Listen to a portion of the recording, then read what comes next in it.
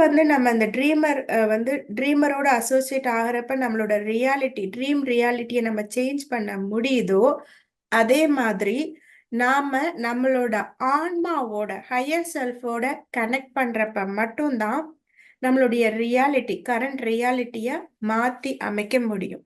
ஓகேவா? ட்ரீம் கேரக்டருடைய அந்த பவர் வந்து கம்மி. ட்ரீம் பண்றவங்களுக்கு we have more power than the dream character, இல்லையா?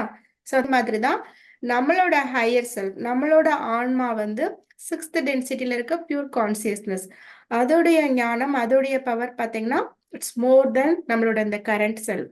ஸோ நம்ம கரண்ட் செல்ஃபோட இருக்க அந்த எபிலிட்டியோட நம்மளோட லைஃப்பை சேஞ்ச் பண்ண, ரியாலிட்டி சேஞ்ச் பண்ண முடியுமானா முடியாது. ஆனால் நாம எப்போ நம்மளோட ஆன்மாவோட கனெக்ட் பண்ணி ஹையர் செல்ஃபோட கனெக்ட் பண்றோமோ அப்போ நம்மளால நம்மளுடைய ரியாலிட்டியை சேஞ்ச் பண்ண முடியும்.